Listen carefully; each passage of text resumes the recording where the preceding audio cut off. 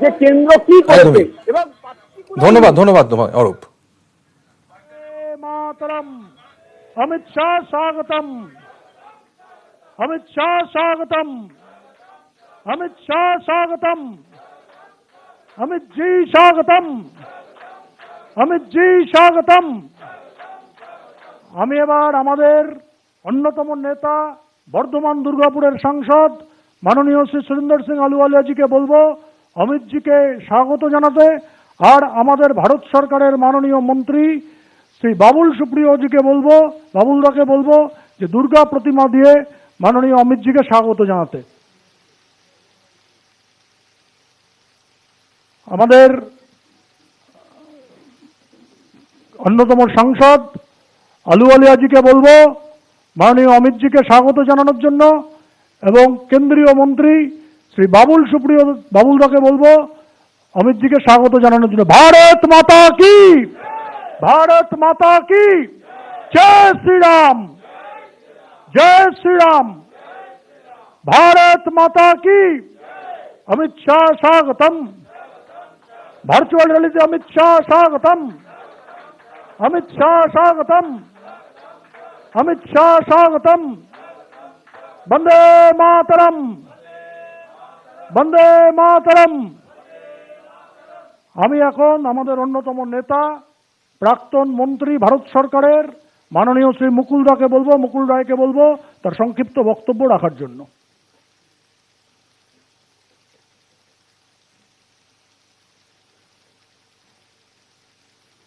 আজকে পশ্চিমবাংলার ক্ষেত্রে প্রথম ভার্চুয়াল র্যালি শুরু হচ্ছে। বাংলার মানুষ উন্মুখ হয়ে আছে। বাংলার প্রায় 10 কোটি মানুষ, প্রায় 6.5 কোটি ভোটার, বাংলার মানুষ উন্মুখ হয়ে আছেন যে আমাদের উদ্দেশ্যে, রাজ্যের উদ্দেশ্যে, আমাদের ভারতবর্ষের এই মুহূর্তে রাজনৈতিক কলাকুশলীর মধ্যে অন্যতম ব্যক্তিত্ব, যার নেতৃত্বে ভারতীয় জনতা পার্টি একটা জায়গায় পৌঁছেছেন, পৃথিবীর বুকে সর্বোচ্চ জায়গায় পৌঁছেছেন, সর্ববৃহৎ রাজনৈতিক দল, সেই আমাদের অমিত ভাইজি আজকের এই সভায় দিল্লির মঞ্চে এসে আসীন রয়েছেন। পশ্চিমবাংলায় যে মঞ্চ হয়েছে সেই মঞ্চে বসে রয়েছেন রাজ্যের সভাপতি সাংসদ দিলীপ ঘোষ, রয়েছেন রাষ্ট্রীয় দলের অন্যতম সম্পাদক, এই রাজ্যের প্রাক্তন সভাপতি ছিলেন রাহুল সিনহাজি, আমাদের সমস্ত সম্পাদক, সাধারণ সম্পাদক এবং এই ঘরে যারা উপস্থিত আছেন তারা। দিল্লির মঞ্চে রয়েছেন আমাদের এই রাজ্য থেকে গিয়ে ভারতবর্ষের সরকারের প্রতিনিধিত্ব করছেন বাবুল সুপ্রিয়, দেবশ্রী চৌধুরী, রয়েছেন সুরেন্দ্র সিং আলুওয়ালিয়াজি, রয়েছেন আরো বিশিষ্ট ব্যক্তিত্বরা। আজকের মানুষের কাছে এটা একটা অত্যন্ত গুরুত্বপূর্ণ দিন। তার কারণ ভারতবর্ষে পশ্চিম বাংলায় ঠিক যদি আমরা হাতে গুনি আর 9 মাসের মধ্যে ভারত পশ্চিম বাংলায় সিদ্ধান্ত হবে। আর এক সাংসদ রূপা গাঙ্গুলিও এখানে রয়েছেন।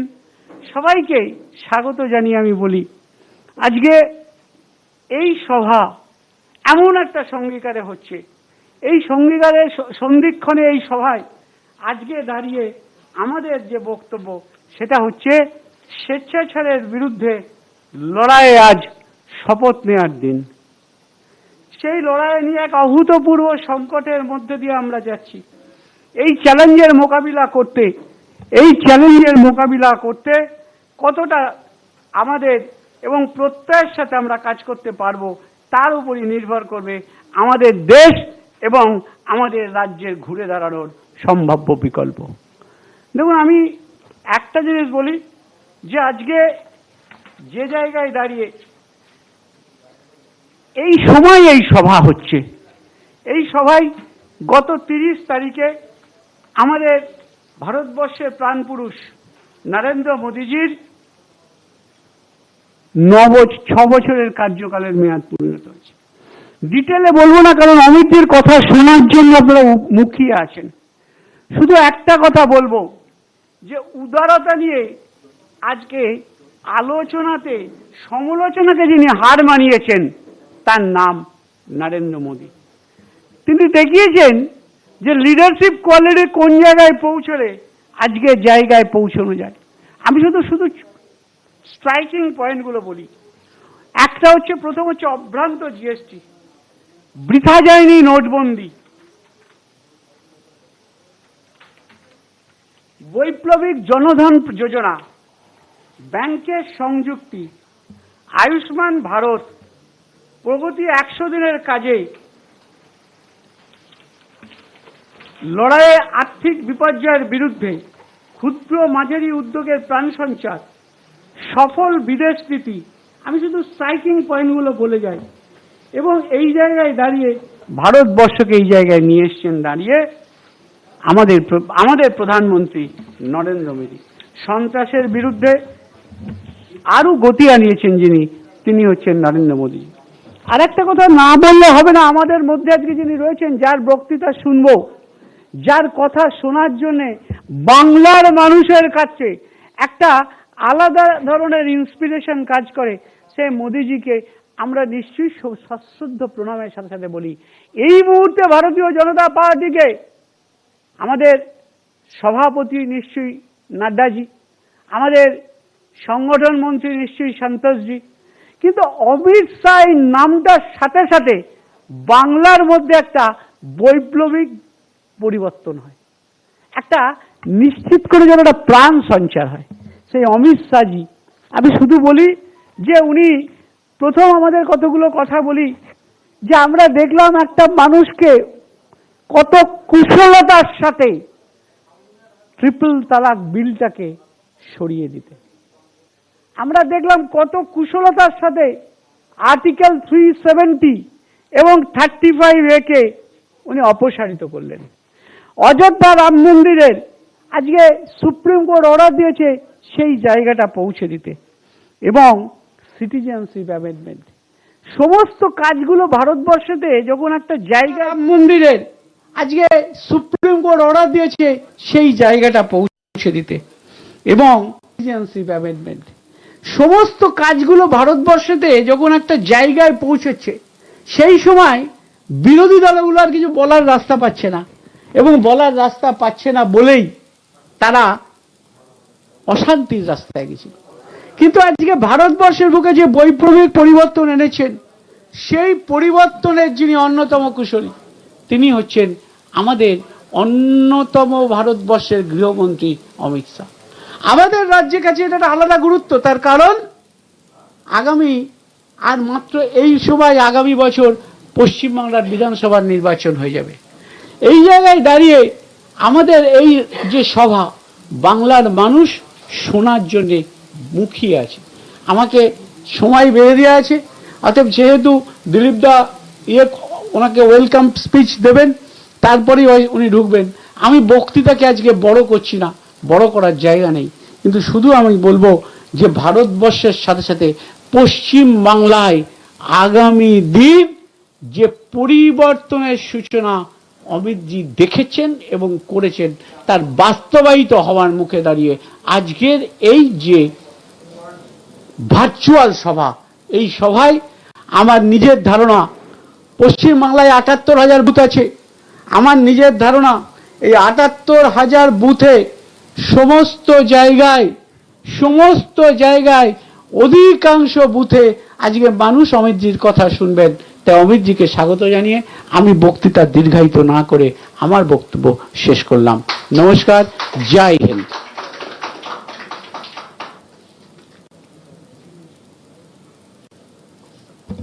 বলুন ভারত মাতা কি, ভারত মাতা কি। এবার আমাদের সামনে বক্তব্য রাখবেন আমাদের নেতা, বাংলার রাজ্য সভাপতি, মেদিনীপুরের সাংসদ মাননীয় শ্রী দিলীপ ঘোষ।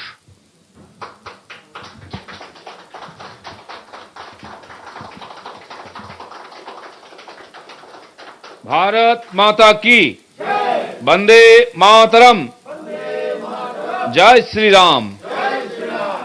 আজকের এই বিশেষ জনসভার যে আয়োজন, তার মধ্যমণি ভারত সরকারের সম্মানীয় স্বরাষ্ট্রমন্ত্রী যিনি 1 বছরের মধ্যে ভারতবর্ষের ভূগোলকে পাল্টে দিয়েছেন এবং নতুন ইতিহাস রচনা করেছেন, আমাদের সবার অতি প্রিয় মাননীয় অমিত ভাই শাহ, তাকে আমি অন্তর দিয়ে বাংলার তরফ থেকে স্বাগত করছি এবং ধন্যবাদ জানাচ্ছি। আমাদের এখানে আমার সঙ্গে উপস্থিত আছেন সর্বভারতীয় সম্পাদক মাননীয় রাহুল দা, কেন্দ্রীয় প্রাক্তন মন্ত্রী আমাদের বরিষ্ঠ নেতা মাননীয় মুকুল দা, কেন্দ্রে আমাদের 2 মন্ত্রী শ্রীমতী দেবশ্রী চৌধুরী, মাননীয় বাবুল সুপ্রিয়, মাননীয় বরিষ্ঠ সাংসদ শ্রী সুরেন্দ্র সিং আলুওয়ালিয়া, শ্রী স্বপন দাসগুপ্ত এবং অন্যান্য নেতৃবর্গ উপস্থিত আছেন। বাংলার মানুষকে আশীর্বাদ দেওয়ার জন্য মাননীয় অমিত ভাই উপস্থিত আছেন। আমি সবাইকে অন্তর দিয়ে স্বাগত করছি। আজ প্রায় 2.5 মাস আমরা ঘরে বন্দী হয়ে আছি। বিশেষ পরিস্থিতিতে নিজেকে সুরক্ষিত রাখার জন্য এছাড়া আমাদের কাছে কোনো রাস্তা নাই। আজকের দিনটি আরেকটি ঐতিহাসিক দিন, পবিত্র দিন, ভগবান বিরসা মুন্ডার বলিদান দিবস। মাত্র 25 বছর বয়সে ব্রিটিশরা দেশের স্বাধীনতা আন্দোলনে অংশগ্রহণ করার জন্য তাকে ফাঁসি দিয়েছিল।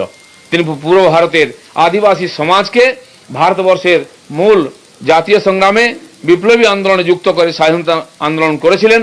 ফলে সারা পূর্ব ভারতে ইংরেজদের অবস্থাকে তিনি খারাপ করে দিয়েছিলেন। তাকে আমি শ্রদ্ধাঞ্জলি দিই। বন্ধুগণ, পশ্চিমবঙ্গ 2 দিক দিয়ে মার খেয়েছে। এক হচ্ছে করোনা ভাইরাসের আক্রমণ, তার থেকে সুরক্ষিত থাকার জন্য আমরা লকডাউন মানে মাননীয় প্রধানমন্ত্রীর নির্দেশ মতো ঘরের মধ্যে বন্দী হয়ে আছি। সেই প্রধানমন্ত্রী যিনি আজকে ভারত তথা বিশ্বের মধ্যে একজন যোগ্যতম নেতা হিসাবে নিজেকে প্রতিষ্ঠিত করেছেন, তার আহ্বানে ভারতবর্ষের 130 কোটি মানুষ কখনো রাস্তায় বেরিয়ে এসে করোনা ভাইরাসে করোনা ফাইটারদের সম্মান জানিয়েছেন, কখন ঘরের মধ্যে প্রদীপ জ্বালিয়ে আর নিজের একতাকে দেখিয়েছেন। সেই প্রধানমন্ত্রী আমাদের দেশকে, এই সমাজকে সামনের থেকে নেতৃত্ব দিয়ে সবাইকে সুরক্ষিত রেখে আমাদের উৎসাহ বাড়িয়ে চলেছেন। তিনি আমাদের কাছে নমস্য। পশ্চিমবাংলার মানুষ আমরা এখানে এমন একটি পরিস্থিতিতে করোনার আক্রমণ থেকে যখন একটু উঠে দাঁড়াবার চেষ্টা করছিলাম, সেই সময় আমফান ঝড়ের মাধ্যমে সারা সমাজকে, সারা এখানকার পরিবেশকে তছনছ করে দিয়েছে। শুধু নয়, এখানকার সরকারকেও নড়িয়ে দিয়ে গেছে। আর তারপর থেকে পশ্চিমবাংলার মানুষের কপালে দুঃখের শুরু হয়েছে। 2 দিক দিয়ে মার। বাড়িতে সুরক্ষিত থাকার উপায় নেই ঝড়ের জন্য, বাইরে বেরিয়ে আসার উপায় নেই করোনা ভাইরাসের জন্য। তা সত্ত্বেও আমরা লড়াই করে চলেছি। এখানকার সরকার মানুষকে খাদ্যের সুরক্ষা দিতে পারছে না, সামাজিক সুরক্ষা দিতে পারছে না, করোনার থেকে সুরক্ষা দিতে পারছে না। এমনকি রেশন ব্যবস্থা ভেঙে পড়েছে, স্বাস্থ্য ব্যবস্থা ভেঙে পড়েছে, হসপিটাল বন্ধ হয়ে যাচ্ছে, ডাক্তার আক্রান্ত হচ্ছেন, অন্য রাজ্যের নার্সরা বাংলা ছেড়ে চলে যাচ্ছেন। অন্য রাজ্যে যে আমাদের পরিযায়ী শ্রমিক ভাইরা ছিলেন, তাদেরকে এখানে তারা আনতেই চাননি। যখন তারা চলে এসেছেন কেন্দ্রীয় সরকারের সহযোগিতায়, তাদেরকে স্বীকার করছেন না, তাদের থাকার, খাওয়ার, সুরক্ষার, চিকিৎসার ব্যবস্থা করছেন না। তাই পাহাড় থেকে জঙ্গলমহল সব জায়গায় হাহাকার শুরু হয়ে গেছে। এখানকার সরকার, মুখ্যমন্ত্রী আছেন আর একজন নেতা আছেন, বাকি কোনো নেতা মন্ত্রী কাউকে আমরা দেখতে পাচ্ছি না। এই করে তারা দায়িত্ব শেষ করছেন। এখানকার পুলিশ বিভাগের একটাই কাজ, বিজেপির কর্মীদের বাড়ির মধ্যে জোর করে আটকে রাখা। সমস্ত এমপি এমএলএ নেতাদের বাড়ির সামনে পুলিশ পোস্টিং করা হয়েছে। আমাদেরকে পীড়িত মানুষের সেবা করতে দেওয়া হচ্ছে না, রিলিফ নিয়ে সুন্দরবনে যেতে দেওয়া হচ্ছে না। ওখানে সাধারণ মানুষের কাছে খাবার নেই, জল নেই, থাকার বাড়ি নেই, ভেঙে গেছে। একটা ত্রিপল পৌঁছে দেওয়ার মতো অনুমতি নাই।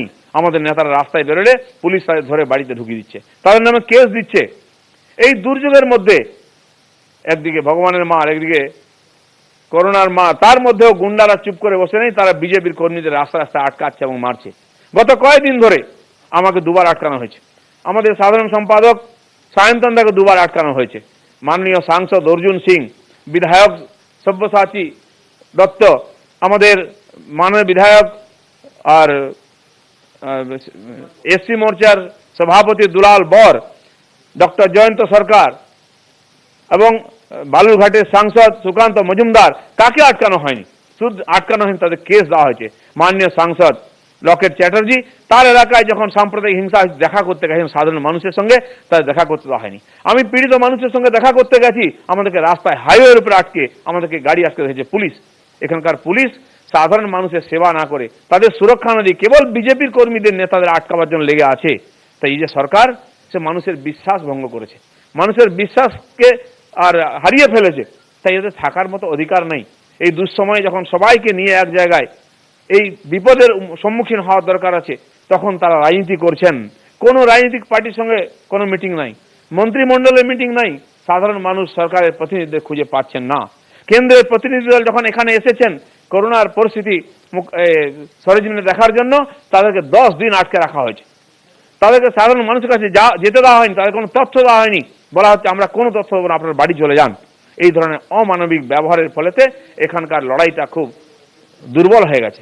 সাধারণ মানুষ নিজেকে অসহায় মনে করছেন। যে সরকার অভিভাবকের মতো তাদের সামনে দাঁড়াবার দরকার ছিল দুঃসময়ে, তারা কেবল রাজনীতি করেছেন আর বিজেপিকে আটকাবার চেষ্টা করেছেন। তাই এখানকার যে করোনার বিরুদ্ধে লড়াই এবং ঝড়ের পরে যে পুনর্গঠনের কাজ, দুটোই ব্যাহত হয়েছে।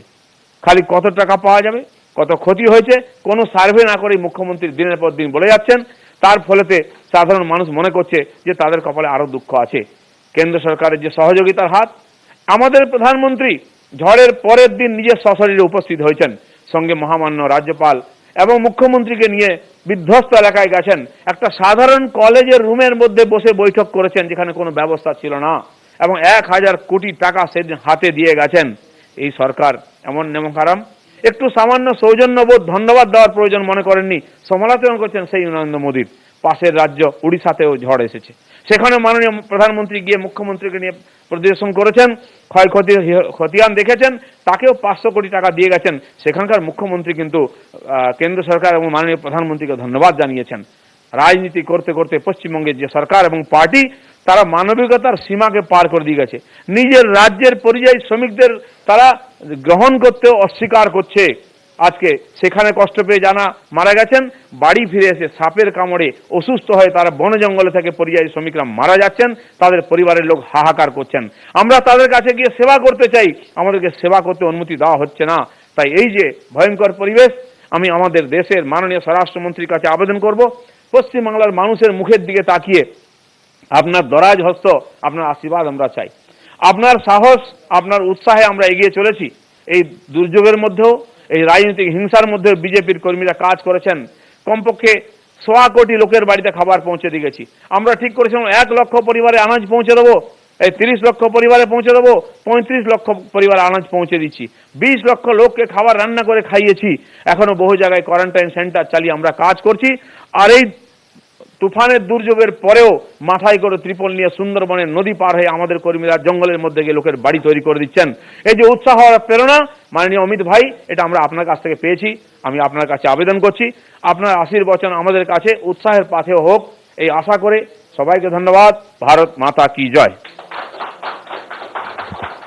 ভারত মাতা কি, ভারত মাতা কি। আমাদের মধ্যে উপস্থিত আছেন ভারত সরকারের মন্ত্রী মাননীয় দেবশ্রী চৌধুরী। আমি দেবশ্রীদিকে বলবো আমাদের কেন্দ্রীয় সরকার স্বরাষ্ট্রমন্ত্রী মাননীয় অমিতজিকে আমন্ত্রণ করে তার ভাষণ শুরু করানোর জন্য। স্বরাষ্ট্রমন্ত্রী সম্মানীয় শ্রী অমিত শাহজি পশ্চিমবাংলার 10 কোটি মানুষের কাছে আশা আকাঙ্ক্ষা পূরণের নাম হয়ে গেছে। মাননীয় অমিত শাহজি বারবার করে পশ্চিমবাংলায় গেছেন, লোকসভা নির্বাচনের আগে থেকে বারবার গেছেন। আজকে পরপর করোনার দুর্বিষহ দিন, সাথে আমফান ঝড়ের তাণ্ডবের পর পশ্চিমবাংলাবাসী হতাশাগ্রস্ত জীবনের মধ্যে দিয়ে চলছে।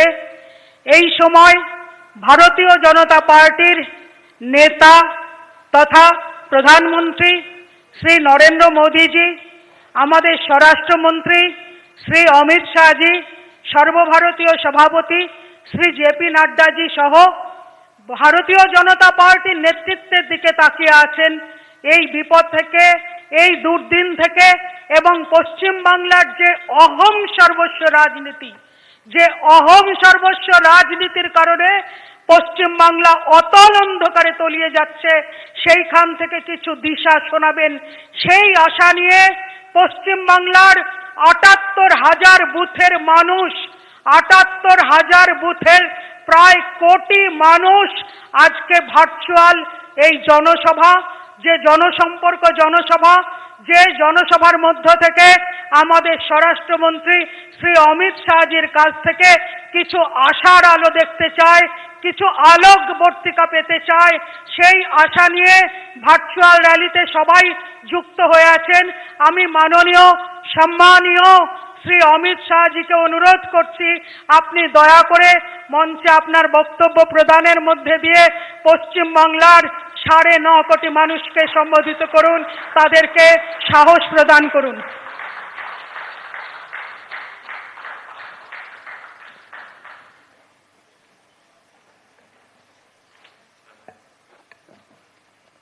आज के जनसंवाद कार्यक्रम में मेरे साथ मंच पर उपस्थित भारतीय जनता पार्टी के प्रदेश अध्यक्ष और सांसद श्रीमान दिलीप घोष जी, हमारे राष्ट्रीय सह संगठन मंत्री श्रीमान शिव प्रकाश जी, हमारे राष्ट्रीय महामंत्री और बंगाल के प्रभारी जिन्होंने बंगाल के संगठन के अंदर अपने परिश्रम से जान फूंकी है, ऐसे श्री कैलाश विजयवर्गीय जी, केंद्रीय मंत्री श्रीमान बाबुल सुप्रियो जी, बहन देवर्षी चौधरी जी, भारतीय जनता पार्टी के वरिष्ठ नेता आहलूवालिया जी, बंगाल भारतीय जनता पार्टी के वरिष्ठ नेता श्री मुकुल रॉय जी, भारतीय जनता पार्टी के राष्ट्रीय सचिव श्री राहुल सिन्हा जी, स्वपन दास गुप्त जी, श्री अरविंद मेनन जी, और इस वर्चुअल रैली में टेक्नोलॉजी के माध्यम से मेरे साथ जुड़े हुए करोड़ों देश और विदेश के बंगाल के नागरिक और भारतीय जनता पार्टी को मैं प्रणाम कर कार्यकर्ताओं को मैं प्रणाम कर मेरी बात की शुरुआत करना चाहता हूं।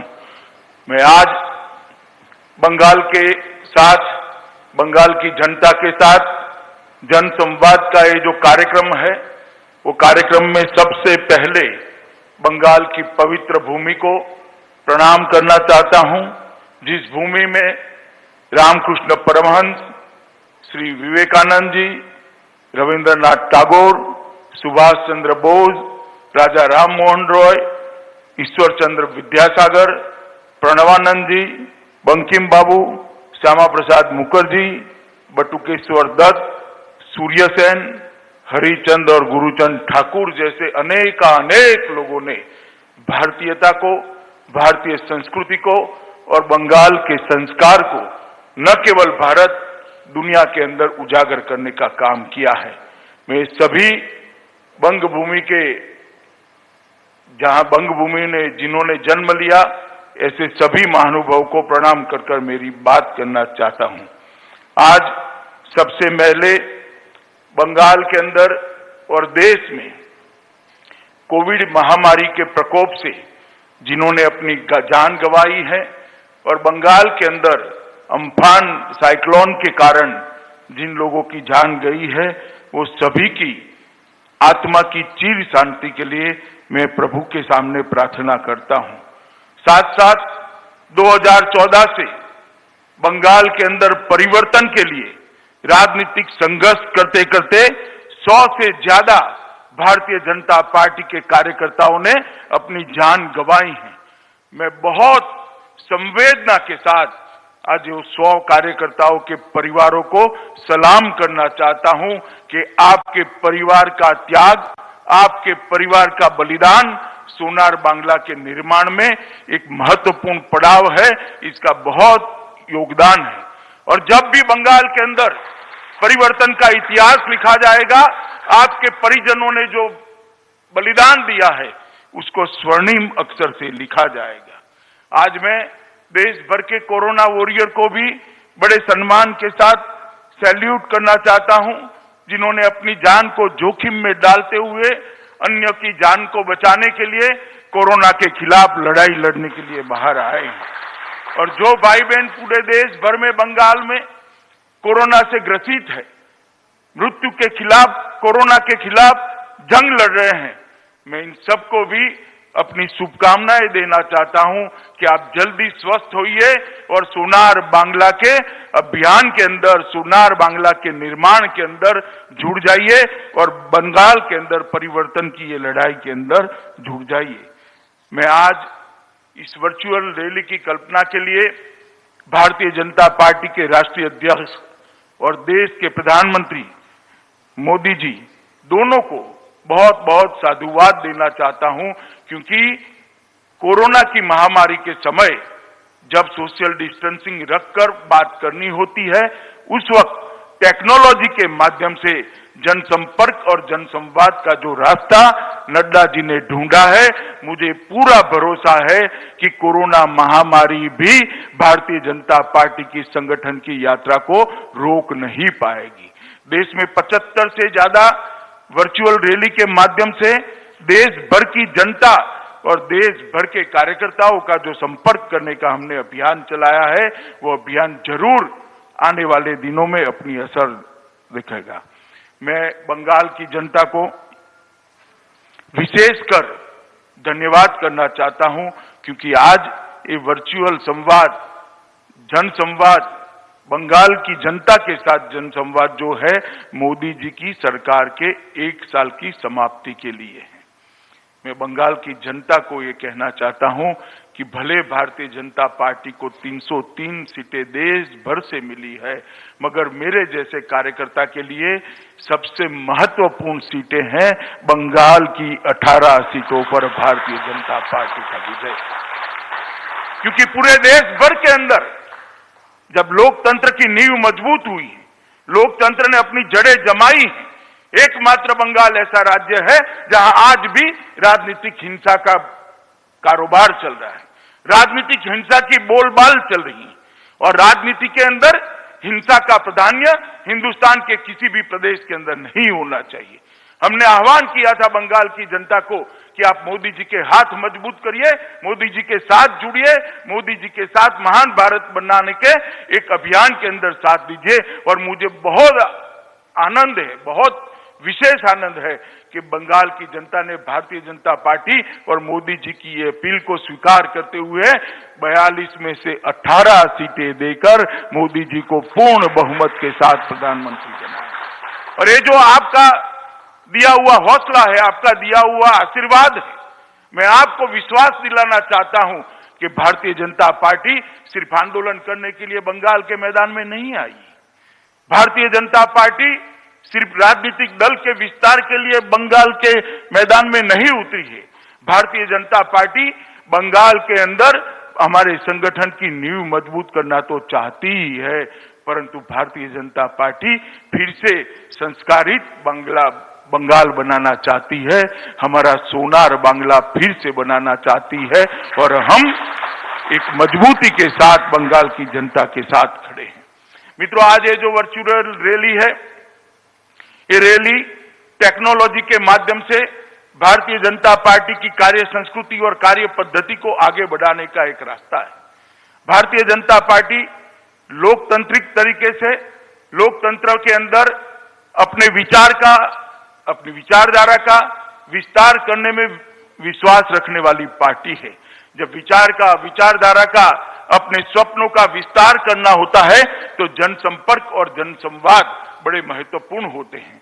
भारतीय जनता पार्टी का ये कार्य संस्कृति रहा कि जहां जहां जनादेश मिला, हमने हमेशा के लिए अपने हिसाब देने के लिए जनता के सामने हम जाते रहे। 1 साल हो, 2 साल हो, 3 साल हो, 4 साल हो, 5 साल हो, हम जनता के सामने गए और हमारा हिसाब दिया। हम वो दलों में से नहीं है जो 10-10 साल तक बैठते हैं फिर भी शिकायतें ही करते रहते हैं। भाई, सत्ता आपको दे दी, सरकार आपको दे दी और हालत नहीं संभल रहे हैं तो केंद्र पर हमले करना, हम वो दल नहीं है। हम सत्ता जब मिलती है तब परिवर्तन करने में विश्वास करते हैं, और हमने जो किया है इसका हिसाब किताब देने में विश्वास करते हैं। कोविड के कारण जब 1 साल समाप्त हुआ तब हम सब सोचते थे कि क्या होगा इस बार, जनसंपर्क कैसे करेंगे, जनसंवाद कैसे करेंगे, जनता को हिसाब कैसे देंगे और जनता से इसकी इच्छा कैसे जानेंगे। मगर नड्डा जी ने एक अच्छा रास्ता निकाल दिया। ये मैं आज तीसरी वर्चुअल रैली के अंदर उपस्थित हुआ हूं। मित्रों, एक अद्भुत प्रयोग, सफल प्रयोग भारतीय जनता पार्टी ने किया है। जब भी जनसंपर्क और जनसंवाद के भारत का इतिहास लिखा जाएगा, ये वर्चुअल रैली के लिए एक चैप्टर जरूर लिखने वाले ने रिजर्व करना पड़ेगा, इसका मुझे विश्वास है। मैं आज जिस प्रकार से बंगाल भारतीय जनता पार्टी ने इस कार्यक्रम का आयोजन किया है, 70,000 से ज्यादा एलईडी स्क्रीन लगाए हैं, दुनिया भर के बंगाल के लोगों को जोड़ा है, इनके एसोसिएशनों को जोड़ा है। मैं दिलीप घोष, मुकुल रॉय और कैलाश विजयवर्गीय और उनकी टीम को हृदय से बधाई देना चाहता हूं कि आपका ये परिश्रम बंगाल की जनता के साथ जनसंवाद भारतीय जनता पार्टी का जरूर रंग लाएगा। मित्रों, आज मैं जब आपके सामने उपस्थित हुआ हूं तब मोदी जी की सरकार का 1 साल समाप्त हुआ है, मोदी 2 का 1 साल समाप्त हुआ है, मगर मोदी 2 को आइसोलेशन में नहीं देख सकते, 1 साल को आइसोलेशन में नहीं देख सकते।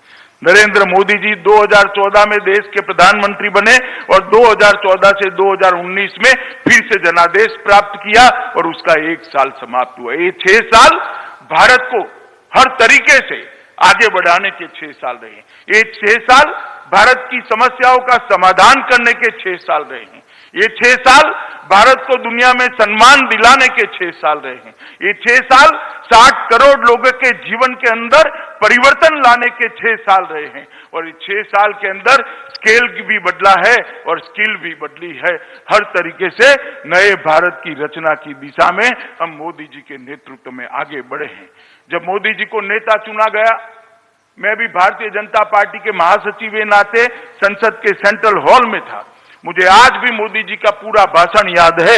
उन्होंने भाषण की शुरुआत में ही कहा था कि भारतीय जनता पार्टी की सरकार, ये मेरी सरकार जो ऐतिहासिक जनादेश लेकर आई है, वो गरीबों की सरकार होगी, दलितों की सरकार होगी, आदिवासियों की सरकार होगी, पिछड़ों की सरकार होगी। दूसरे दिन अखबारों ने, ढेर सारे अखबारों ने अपने कमेंट्स लिखे थे कि सब ऐसा कहते हैं मगर गरीबों के लिए कुछ नहीं होता। मैं सबको आज कहना चाहता हूं, 6 साल हो गए, पीछे मुड़कर देखिए, 60 करोड़ गरीबों के जीवन में किस प्रकार से परिवर्तन लाने का काम ये भारतीय जनता पार्टी की सरकार ने किया है।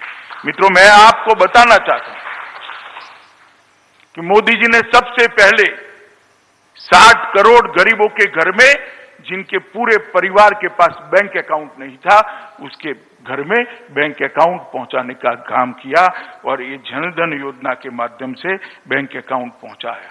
31 करोड़ बैंक अकाउंट खोले गए। जब 31 करोड़ बैंक अकाउंट खोले गए, बहुत सारे नेताओं की टिप्पणियां मुझे याद है, राहुल बाबा की भी टिप्पणियां याद है, बैंक अकाउंट खोलकर करोगे क्या, अंदर रखोगे क्या। राहुल बाबा, जिसकी दृष्टि वक्र होती है उसको वक्र ही दिखाई पड़ता है। मैं सिर्फ आगे की बात नहीं करता, कोरोना के वक्त मोदी जी ने जो राहत भेजी है वो ही कहना चाहता हूं। 51 करोड़ लोगों के बैंक अकाउंट के अंदर 53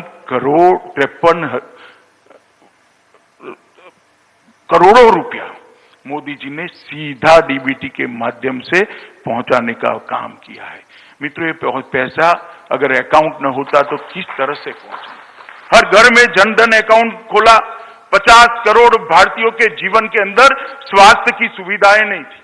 50 करोड़ भारतीयों के लिए अगर बीमारी आ जाती है तो ईश्वर ही मालिक होता था, परंतु जब मोदी जी आयुष्मान भारत योजना लेकर आए, 50 करोड़ भारतीयों के जीवन में एक नया उजाला आया।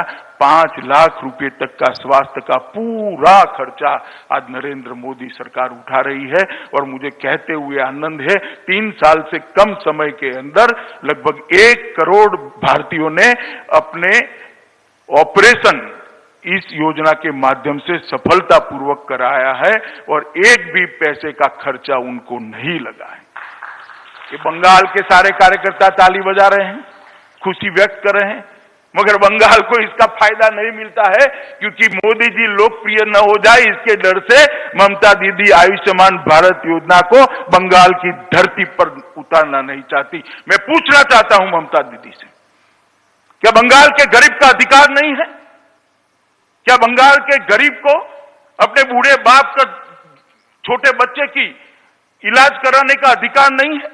आयुष्मान भारत योजना से बंगाली क्यों विमुख है? आपकी राजनीति करने के लिए बहुत सारे मैदान है ममता जी, कोई मैदान आप तय कर दो, कर लेंगे दो दो हाथ। गरीबों के अधिकार को आप क्यों रोक कर बैठे? और मैं आज बंगाल की जनता को कहना चाहता हूं, ये सरकार बंगाल के गरीबों के अधिकार को रोक कर बैठी। हम किसानों को पैसा भेजना चाहते हैं, किसानों की सूची नहीं मिलती। हम गरीबों को आयुष्मान भारत योजना के माध्यम से 5 लाख तक स्वास्थ्य का खर्चा देना चाहते हैं। आयुष्मान भारत योजना बंगाल के अंदर लागू नहीं होती। किस प्रकार की व्यवस्था आप कर? राजनीति की भी एक हद होती है, और आप हमें कह रही है हम राजनीति कर रहे हैं। देश भर ने आयुष्मान भारत योजना स्वीकार ली, अंत में अरविंद केजरीवाल जी ने भी स्वीकार ली, मगर ममता दीदी आप क्यों नहीं स्वीकार रही हो? बंगाल की जनता आपको पूछना चाहती है, और मैं भी पूछना चाहता हूं। मगर मैं बंगाल वालों को आश्वस्त करना चाहता हूं, चुनाव समाप्त होने दीजिए।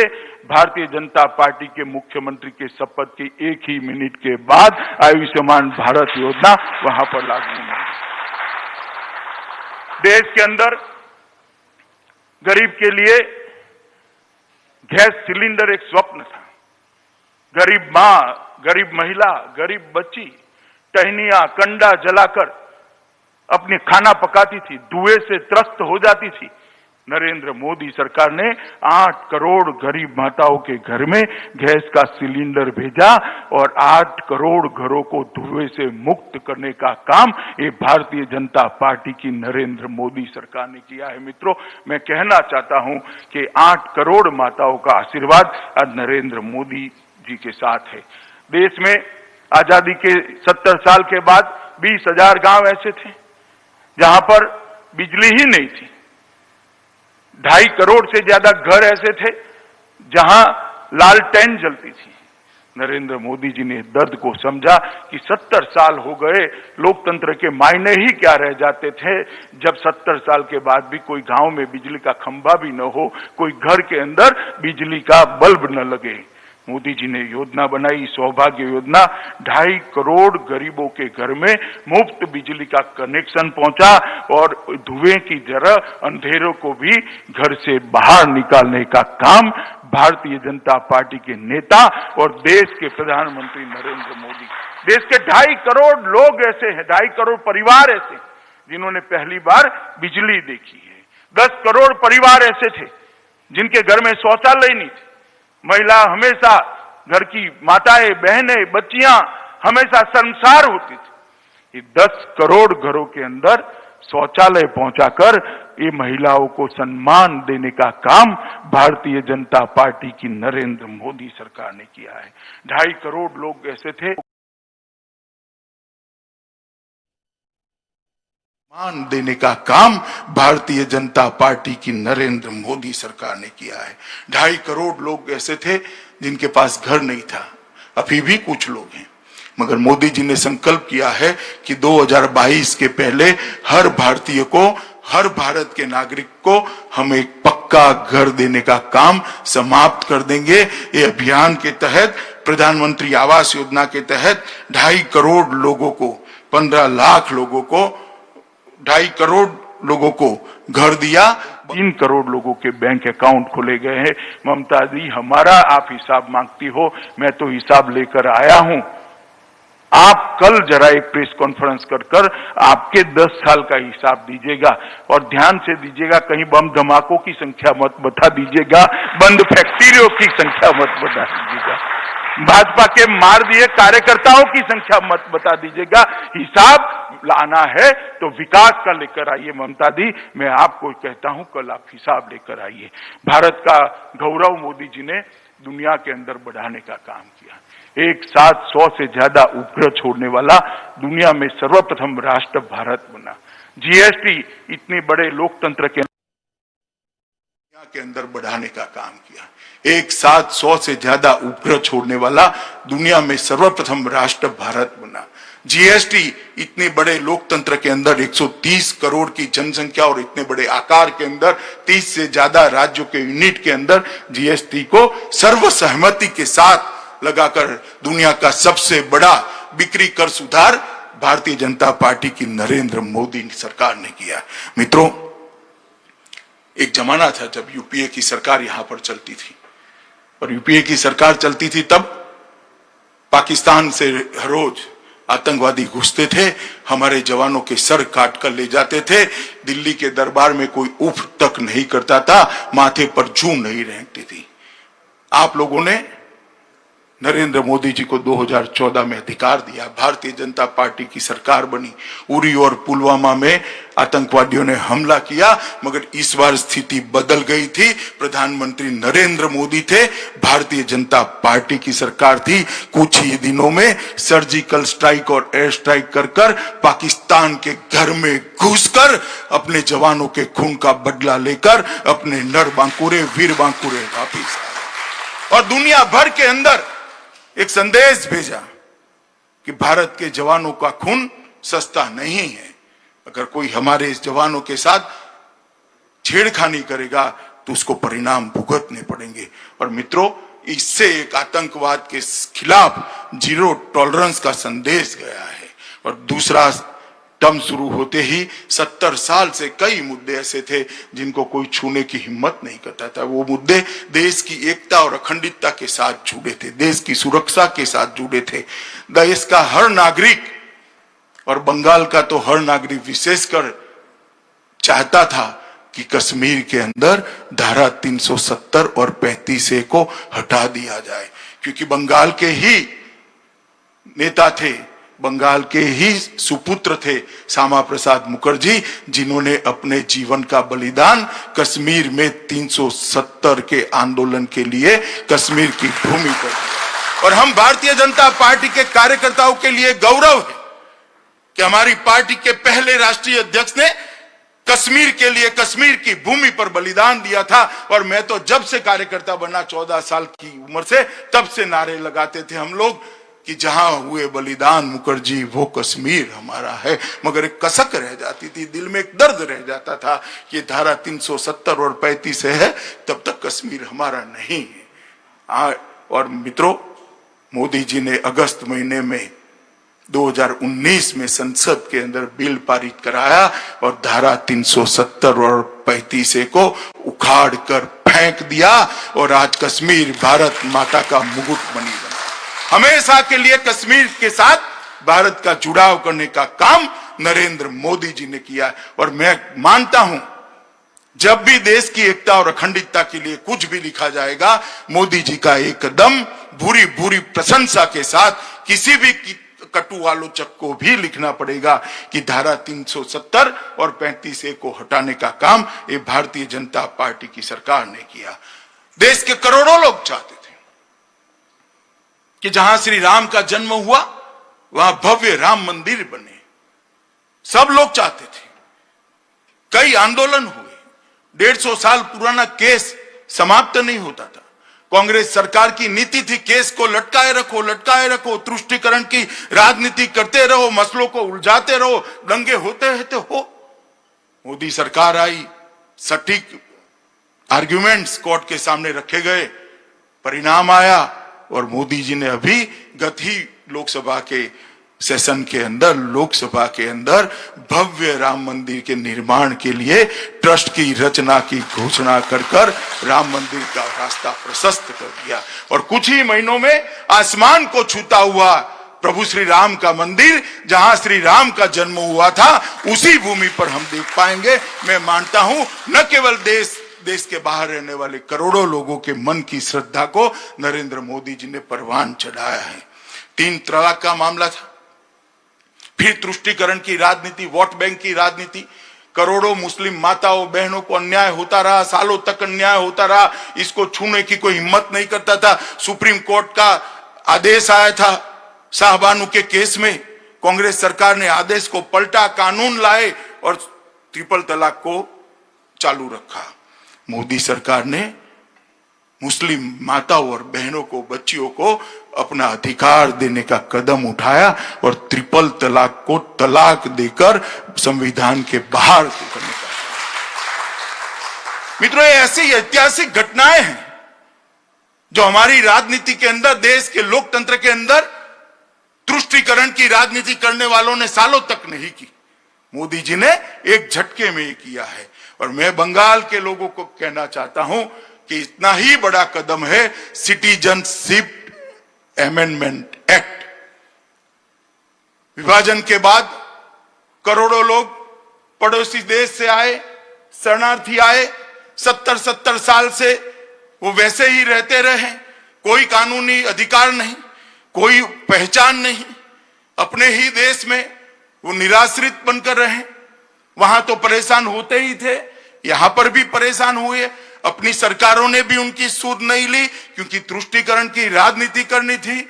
मित्रों, नरेंद्र मोदी सरकार आई, इसने करोड़ों शरणार्थी जो आए थे उनको सम्मान देने का भारत का वादा जो सन 47 में किया गया था उसको 2019 में पूरा किया और सिटीजनशिप अमेंडमेंट एक्ट लेकर आए और वो शरणार्थियों को नागरिकता का अधिकार दिया। मैंने ममता जी का चेहरा उस दिन देखा था, गुस्से से लाल बबूला हो गई थी, नाम देने की, बोलने की तमीज भी नहीं रही थी। मैंने इतना गुस्से किसी व्यक्ति को कभी नहीं देखा कि हम इसका विरोध करेंगे, एडी चोटी का विरोध करेंगे। संसद में भी किया, रोड पर भी किया, रैलियां निकाली। मैं ममता दीदी को आज इतना पूछना चाहता हूं कि मतुआ समाज के लोगों ने आपका क्या बिगाड़ा है? ये नाम शूद्रों ने आपका क्या बिगाड़ा है? बांग्लादेश से जो बंगाली भाई आए हैं उन्होंने आपका क्या बिगाड़ा है? उनको नागरिकता मिले इसका आप क्यों विरोध कर रही हो? उनको सम्मान मिले उसका आप क्यों विरोध कर रही हो? ये बंगाल की जनता जानना चाहती है।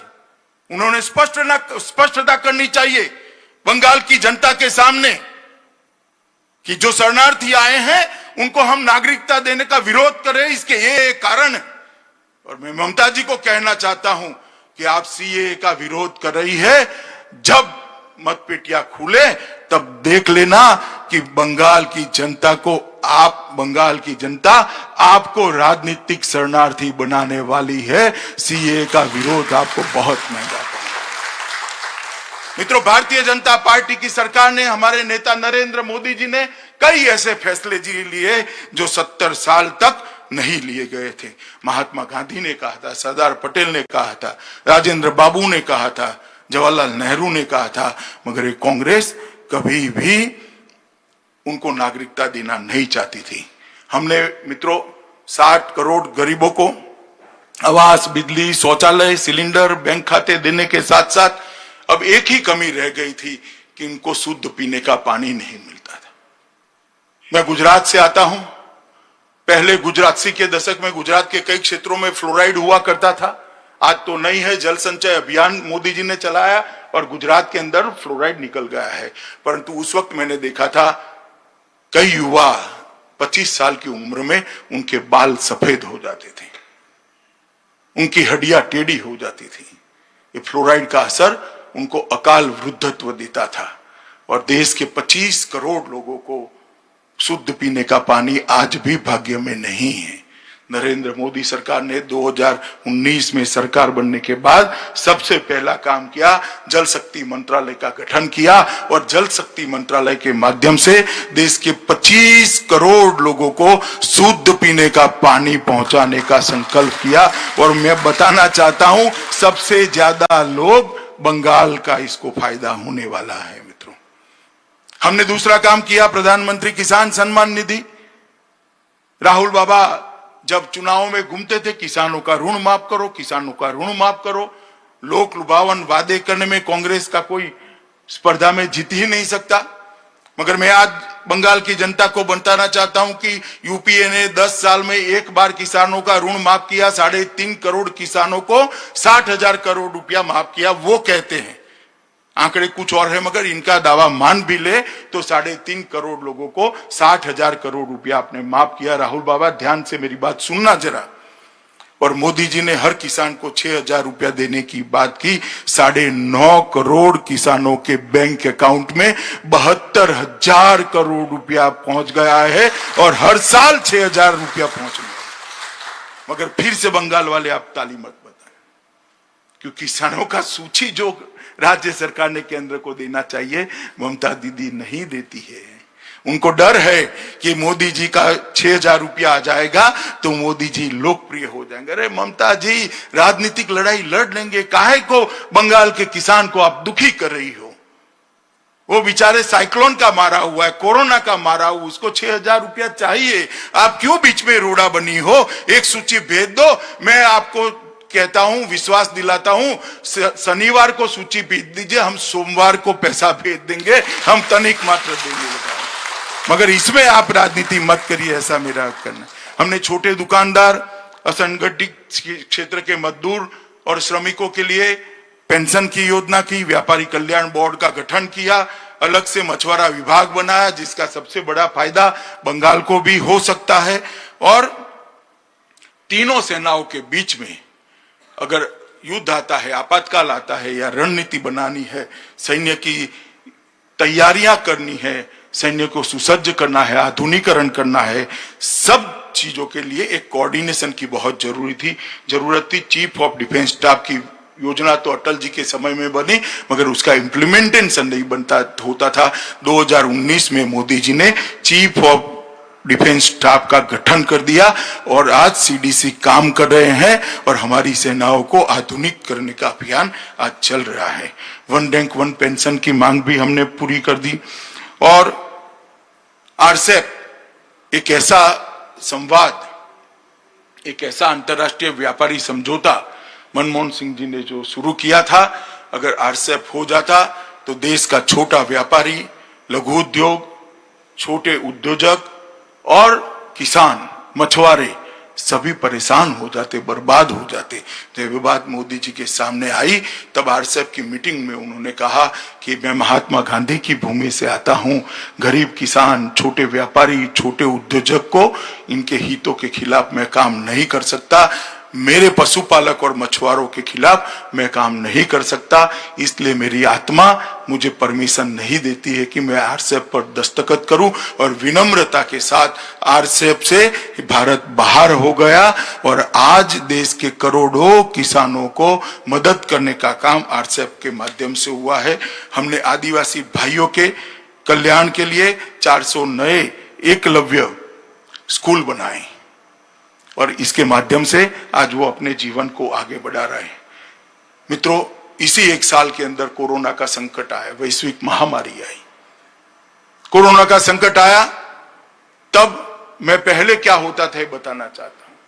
पहले भी कई आपदाएं आई हैं, कुदरती आपदा पहली बार भारत में नहीं आई है, कोई महामारी भी पहली बार नहीं आई। पहले महामारी आती थी तो सरकारें लड़ती थी, अच्छे से लड़ती थी, मैं ना नहीं कहता, ऐसा नहीं है कि हमारी सरकार ही अच्छे से लड़ी, पहले की सरकारें भी लड़ी, मगर फर्क ये था कि पहले सरकारें लड़ती थी।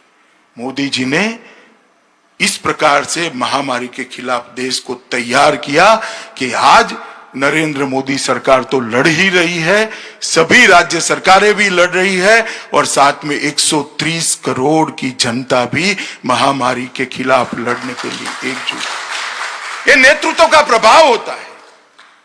जब मोदी जी ने जनता कर्फ्यू का आह्वान किया, दुनिया के लिए अचंभा था कि एक भी पुलिस के इंटरफियरेंस के बगैर 130 करोड़ के देश में कर्फ्यू कैसे हो सकता है।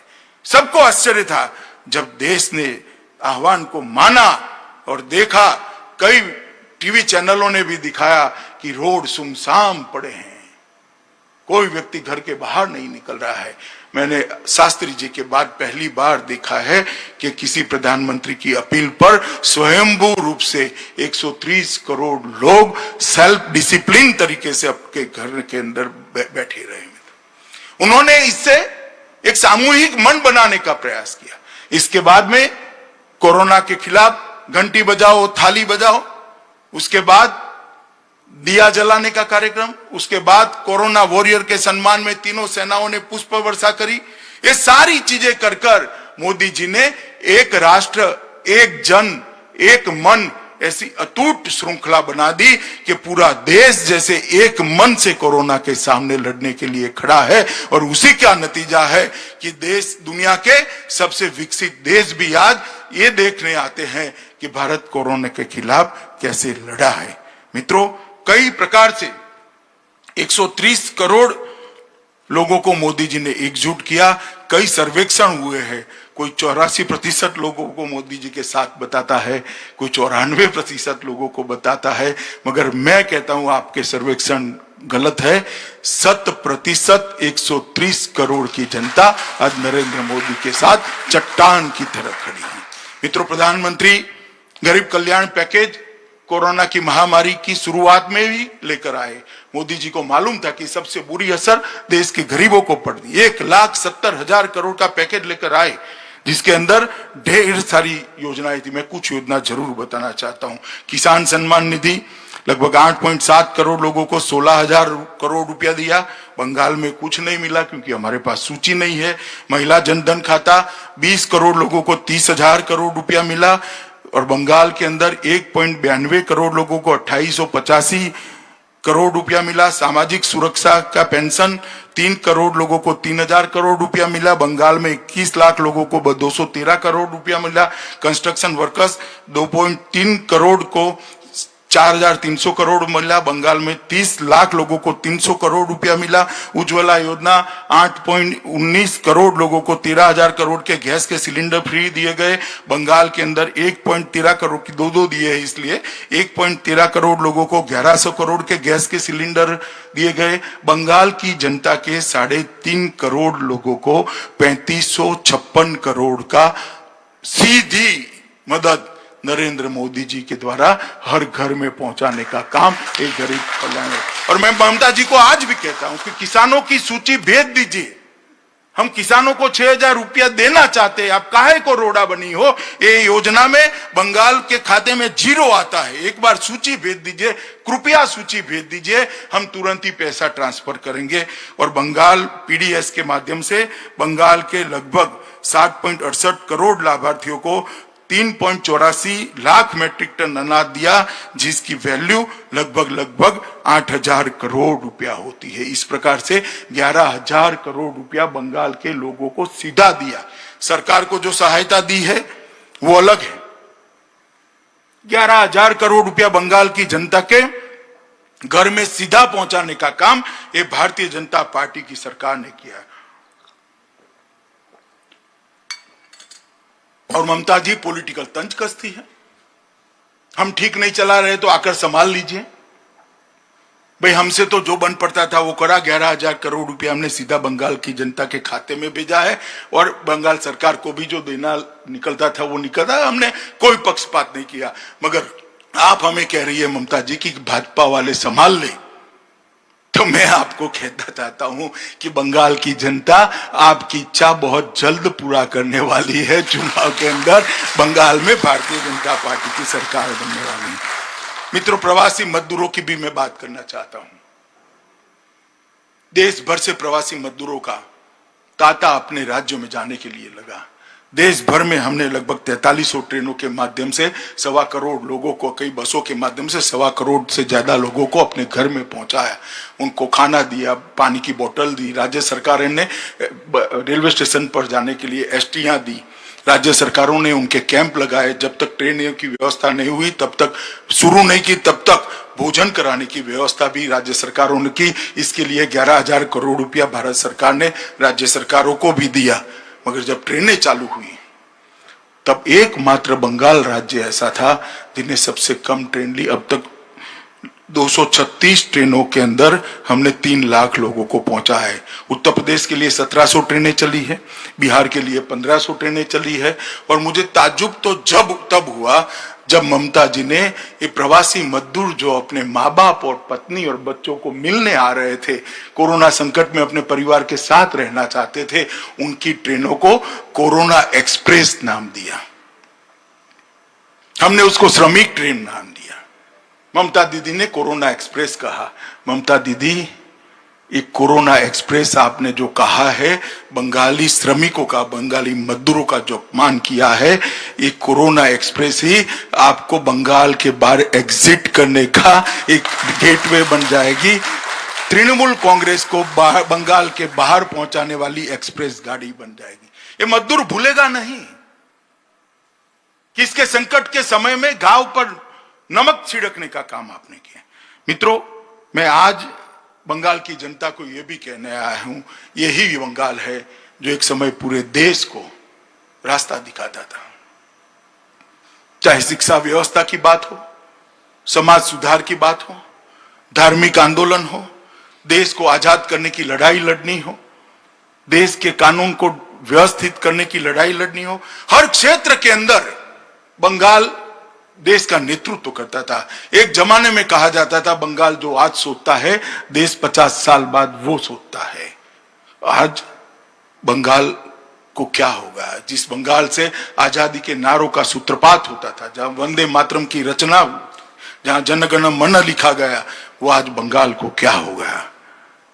जहां शांति निकेतन का अस्तित्व है, एक नए प्रकार की शिक्षा व्यवस्था की बात हुई, रामकृष्ण और विवेकानंद का एक हिंदू धर्म के पुनरुद्धार का आंदोलन चला, चैतन्य महाप्रभु ने भक्ति आंदोलन की शुरुआत की, वो बंगाल को आज क्या हो गया है? जो बंगाल को सोनार बांग्ला कहते थे, वो बंगाल को आज क्या हो गया है? जहां रविंद्र संगीत की धुन सुनाई देती थी, गूंज सुनाई देती थी, वो बंगाल आज बम के धमाकों से दहल कर रह गया है। गोलियों की आवाज लोगों की चीखों से, हत्याओं से सुन्न रह गया है। कौमी दंगों से इसकी आत्मा को बहुत बड़ी क्षति पहुंची है। सर्वधर्म समभाव के लिए सबसे अच्छा उदाहरण बंगाल का दिया जाता था। वो बंगाल को तुष्टीकरण की ओछी राजनीति कर किसी एक समुदाय के लिए ही प्रायोरिटी देने का काम आज बंगाल के अंदर हो रहा है। सोनार बांग्ला के जगह कम्युनिस्ट पार्टी पहले 2.5 दशक तक और अब 1 दशक तक तृणमूल कांग्रेस बंगाल को गरीबी की दिशा में ढकेलने का काम कर दिया है। भ्रष्टाचार, टोलबाजी, राजनीतिक हिंसा, सत्ता, स्वार्थ, सिंडिकेट, संपत्ति, ये 4S के आधार पर तृणमूल कांग्रेस ने कम्युनिस्टों को भी अच्छा कहलाई इस प्रकार का शासन किया है। मित्रों, मैं बंगाल की जनता को कहने आया हूं कि क्या राजनीतिक हिंसा कभी बंगाल का आभूषण बन सकता है क्या? राजनीतिक परिवर्तन का माध्यम हिंसा हो सकती है क्या? किसी की रैली न करने देना, किसी से बात। अब ममता जी अब क्या करोगी? चलो हम तो वर्चुअल रैली से बंगालियों से बात कर रहे हैं, अब आप क्या करोगी?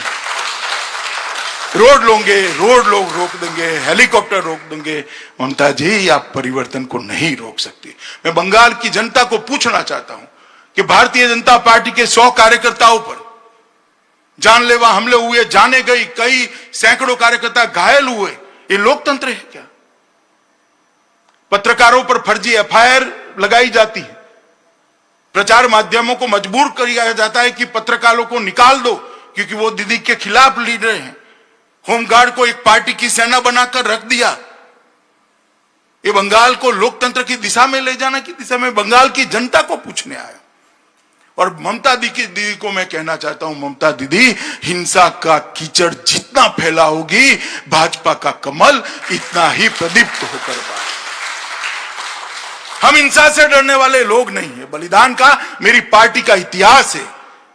मेरे पहले राष्ट्रीय अध्यक्ष ने बंगाल के सपूत श्यामा प्रसाद मुखर्जी ने कश्मीर की भूमि पर बलिदान दिया है, संस्कार हमें दिया है। आप हमें रोक नहीं सकती, आप हमें दबा नहीं सकती। बंगाल की जनता से संवाद करने से हमें रोक नहीं सकती हो। मित्रों, और कितना भ्रष्टाचार, हा, भ्रष्टाचार की तो कोई सीमा ही नहीं रही। इतना भ्रष्टाचार कि मैं आपको गिनाते गिनाते थक जाऊं। ढेर सारे भ्रष्टाचार के किस्से मेरे पास है। वो सब तो ठीक है, मगर आप अम्फान, तूफान और कोरोना में भी अगर भ्रष्टाचार करते हो तो मुझे लगता है कि बंगाल की जनता आपको माफ नहीं करेगी। कानून और व्यवस्था की स्थिति पूरी चरमरा है। बीजेपी के सांसदों पर केस करते हैं, घर के अंदर बंद कर देते हैं, विधायकों को सेवा करने से आप रोक रहे हो, संपर्क करने से रोक रहे हो। ये लोग नहीं देख रहे हैं क्या? हुबली, टोलिनापाड़ा, मालदा, वहां ऐसे संकट के काल में भी दंगे हुए, बम धमाके, घुसपैठ, गाय तस्करी, नारकोटिक्स की तस्करी, ये बंगाल के अंदर खुली छूट दे दी गई है। मित्रों, मैं आज बंगाल की जनता को कहने आया हूं, ये परिस्थिति को हमें बदलना पड़ेगा।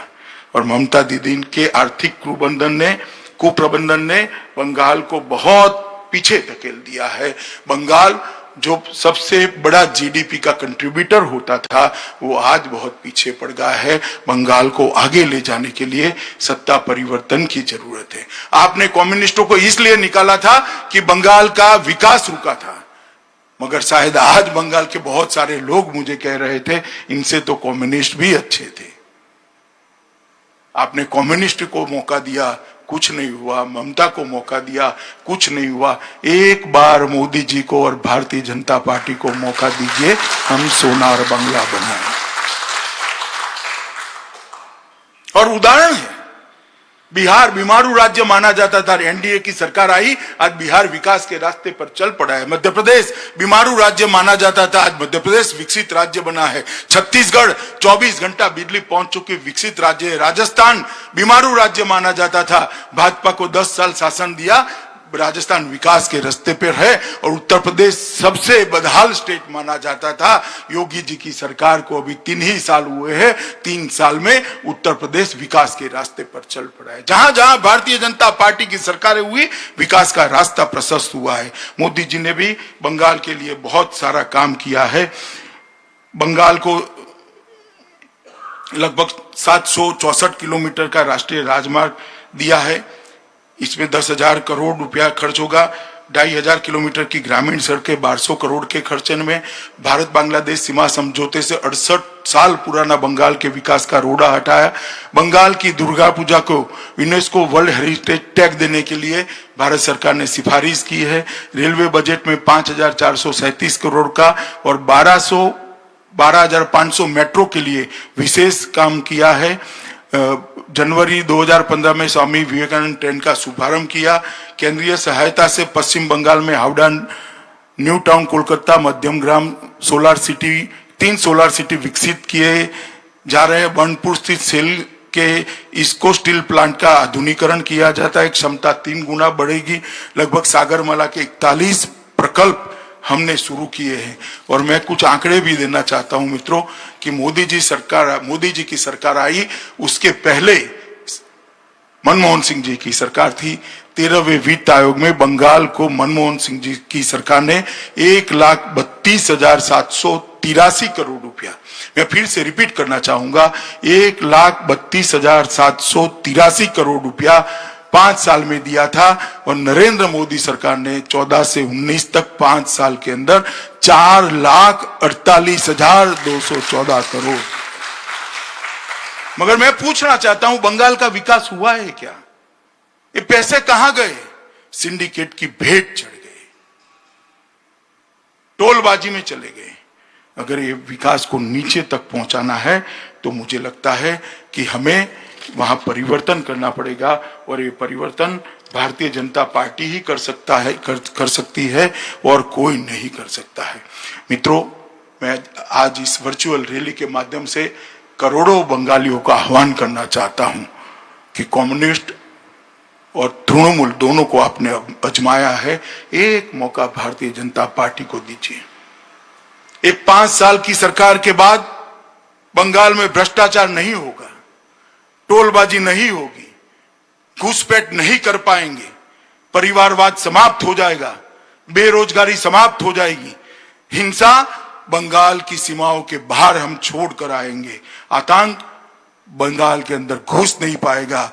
और बम की फैक्ट्री वाले जो है वो पहले ही जीत की काउंटिंग होते ही बंगाल छोड़ने के लिए अपना बिस्तरा बोरी उठाने का काम। इस प्रकार की बंगाल की रचना कर दी है तो मोदी जी को अधिकार देना पड़ेगा, भारतीय जनता पार्टी को अधिकार देना पड़ेगा।